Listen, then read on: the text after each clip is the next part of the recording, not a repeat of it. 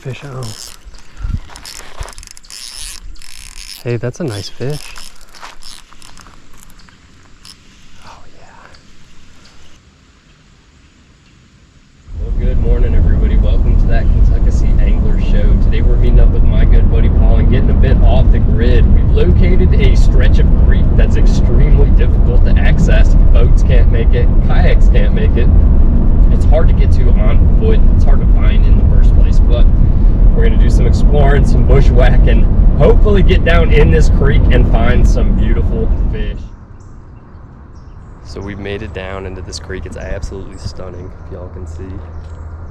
It's cold right now, it's about 55. We're looking at getting into the 80s though, so we're going from a low of 46 to about 82 degrees around 3 p.m.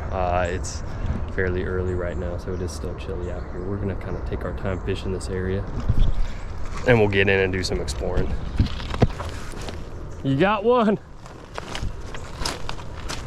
Well, we got our first catch. That didn't take long at all. With one of the bigger creek chubs I've caught. Oh yeah, That's not a bad size one. Come on there. it is a decent chub. Yeah. I've actually never caught one in my life. Beautiful. Yeah. Nice. All right. So there's fish here, and they're biting. Yeah. There's no way there's not a fish over here. Looks like a nice little deep pocket. Rocks.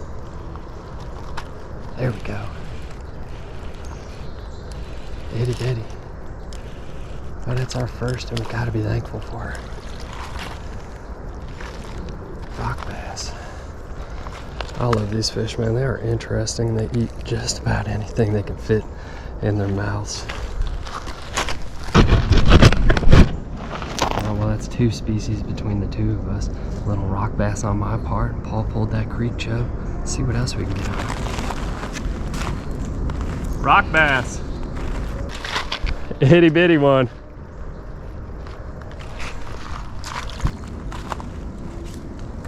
All right, there's got to be some more fish in this area, in this pocket. That's like our third cast today, and we got one on. That's a good sign that we're in a active stretch of creek. I think our gamble really paid off. There we go. That's another fish almost instantly. Probably another rock bass. Yeah, that's another one. Beautiful, man. Look how white their bellies are. You too. Double up, Paul. Double up. What you got on? Me too. They seem to be fairly plentiful, huh? So I do love these bait finesse setups for creek fishing. This is a very, very light rod. It's one of my lighter bait finesse rods. It's a 6'3" Fenwick Lynx. I got that lined with 6-pound fluorocarbon.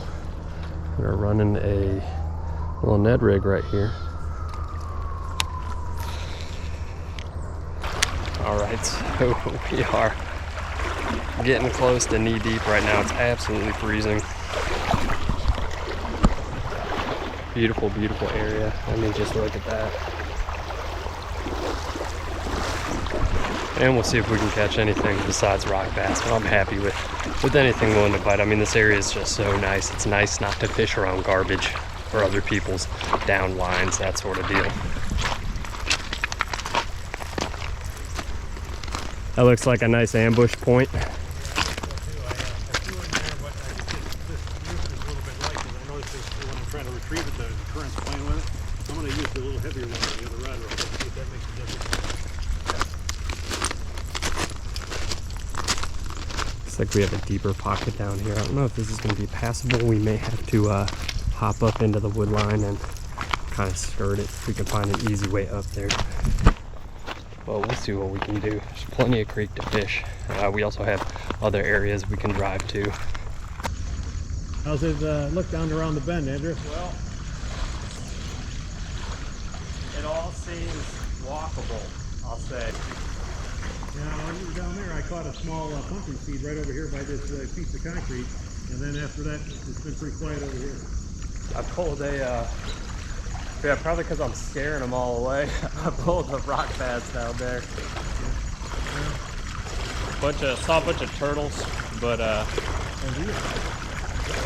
yeah, I'm thinking if we can get down to whatever that mass of land is, and it looks like we can. As far as I walked, which was out to that tree, Yeah. it was visibly like under knee deep on this side. Okay, that's I'm already used to how frigid the water is, so. Oh, there's one shooting towards you. Yeah.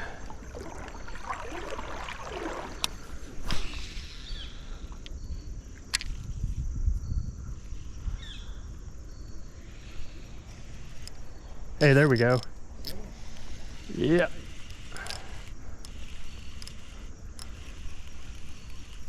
Not big. Hey, there we go. That's good. That's probably the best one today, huh? Yeah, little largemouth. Beautiful. I mean, Nice.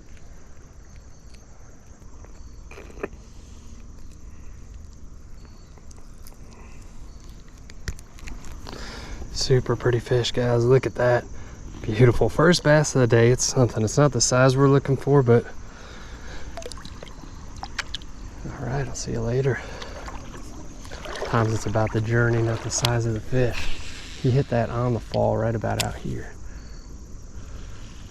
Oh yeah, look at this. Wow. That's just so cool.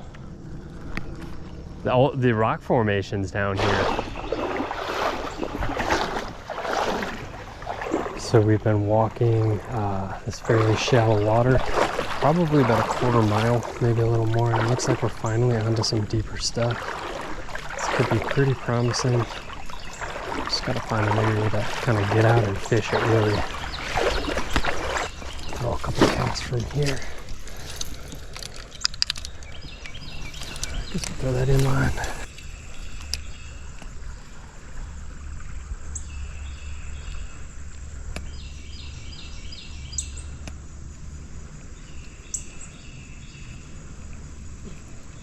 Hey, there we go, that's a fish.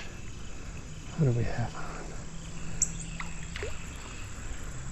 And the smallest fish of the day.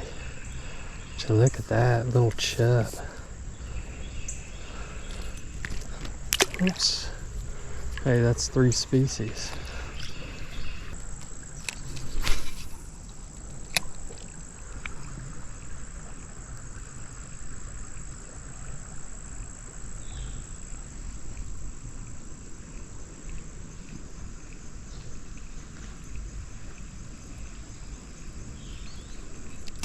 Hey, what do we got? Little chub.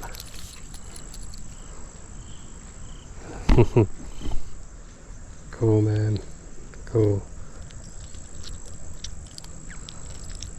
Jeez. I don't know how you got all 3 hooks in that little mouth. All right. Sorry. So we've stumbled onto a really pretty piece of creek. I'm glad I brought this inline with me because this water is super shallow. Just look at that, man. Just look at that bend. Beautiful. So they're up in these little pockets. Some little creek chubs. We're hoping to kind of follow this down and find a deeper pool where we can target some bass, even rock bass at this point. I've caught a good handful of creek chubs out of this water. It seems to be the only fish really here. Paul's been nabbing panfish. I don't know how he does it. We got the same bait tied on, but he's just a wizard with these inline spinners.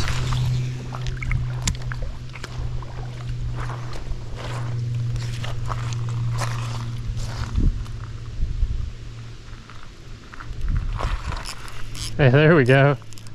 It's a bass. Got one. And a nicer one. I mean, we're not pulling in monsters, but I'd say that is the biggest largemouth I've caught today.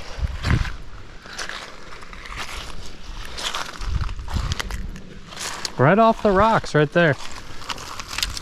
They must be laying in wait in these pockets. I mean, decent, right? Well fed. That is a good looking one, yeah. Oh, nice. Beautiful. That is a beautiful. Is it large or spot? Largy. Large, yeah, nice. It's a good one too. Yeah, right out of, I think probably that like kind of loggy area right over here. I just caught Thanks, buddy. over there, and as soon as I hit the water, I hit it, but I missed it. But, yeah. I mean, look how well he blends in. I mean, Yeah, exactly. Yeah. Yeah, he gets over there, this little farm and rocky stuff. You can't even see him anymore. It's like yeah, yeah. that's so cool how they did it. I love it. I mean, that was exciting.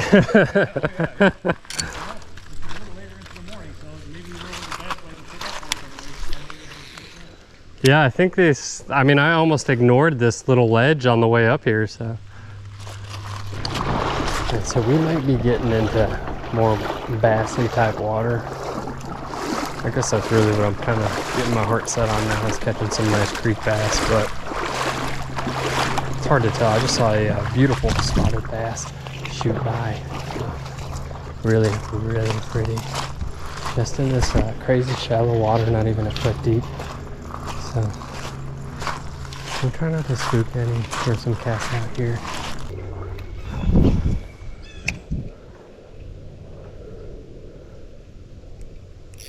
There we go, fish on.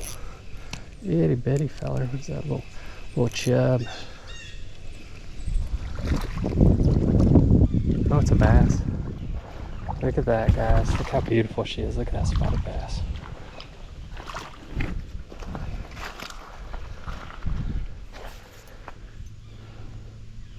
So, hooked perfectly too, man. So what we have here is a northern spotted bass. I mean, she's beautiful. Look at that white belly. Wow.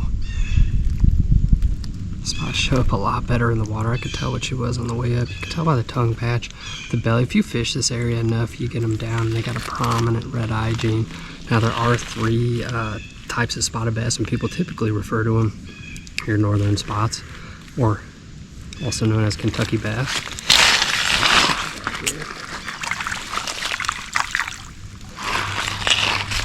Your Wichita spots and your Alabama spots. So there are several other bass with prominent spots on them, but that is a northern Kentucky bass. They don't grow too big. That's really, really on the small side, and this creek holds a lot of smaller fish, but man, they are just where I'm expecting them to be today. It's awesome on deeper pockets, rockier areas. We're just trying to kind of pinpoint those amongst this creek walk. We have been covering a lot of ground. A lot of it's shallow, a lot of it's holding chubs and fish of that nature, but we do get on a bassy patch that is crazy rewarding. Hopefully we're getting into some of that. Excuse me. Let's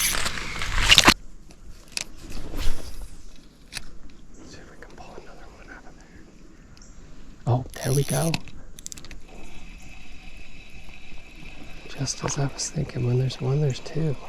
Oh, yeah, we got a little patch of them here. Oh, it's a rock bass. You're getting my hopes up, buddy, but I'm thankful for you. I think we've managed our way into a stretch of creek that's going to be a little more productive than what we have been fishing. Not that we haven't been catching fish. Been doing quite well. I mean, between the two of us, we've probably caught 30-ish fish in the last maybe, I don't know, 2 hours, 2-3 hours out here.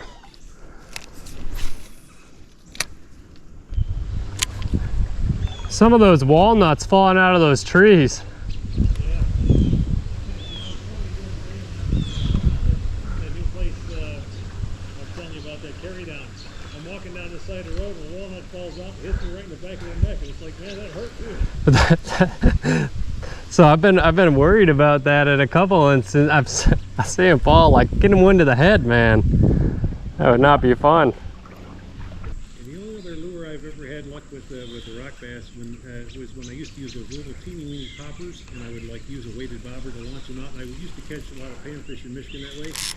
And I tried that technique here, and I had some success. But the rock bass, because they have a larger mouth than most panfish do, they were sometimes missing them just because their mouth would open so wide they didn't get a good hook set. So Yeah. I should have probably upped the size of the popper to 1 more. Did you get one? Yeah. Oh, nice. Chunky. Yeah. It's cold. We'll have to try those little poppers out here. Oh yeah, I barely had them hooked. Good looking fish. You can barely see them. Look at that eye.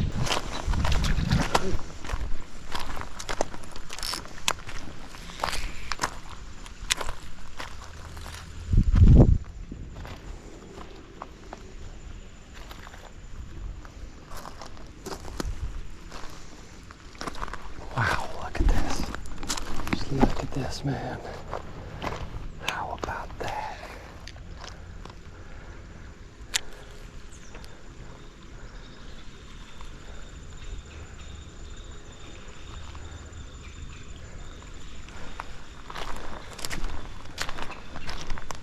This is just incredible.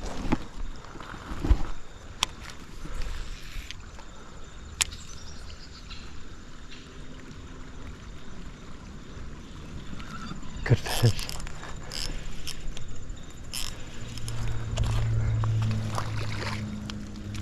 That's that rock bass. Man, I've caught more rock bass today than I ever have on a single outing.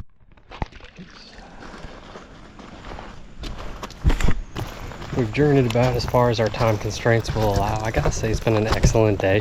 Not really a size day, but I've caught more fish in a session than I have in a very long time. We both have really, all in all, very, very good experience. We're gonna hit some spots on the way back, see if we can pull some fish out of the more productive areas.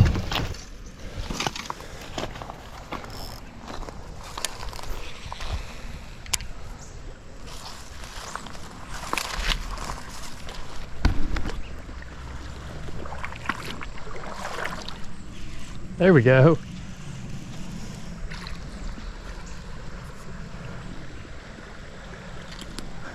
Well, we have completed the bass trifecta right on our walk back. Beautiful little smallmouth. Itty bitty, man. Turn up that Ned rig. Awesome sign. I mean, look at those gold speckles. I absolutely love that patterning on its back. That is a largemouth spotted. And an itty bitty smallmouth. Couldn't be happier with that.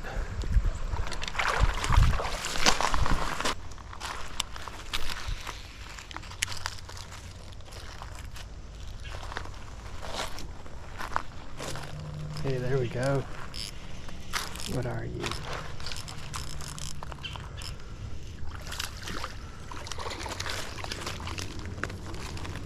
Beautiful. Spotted in a fine specimen.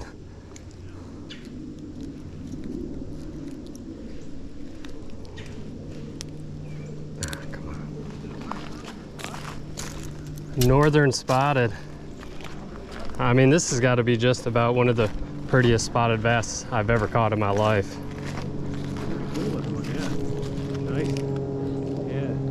It's got a little bit of a red eye too on this side, doesn't it? Is that Yeah. kind of like yeah. They got a really strong red eye gene out of this water. Oh yeah. Oops, sorry. Didn't mean to do that. I kind of he gripped on to me. Yeah, that tongue patch, Velcro.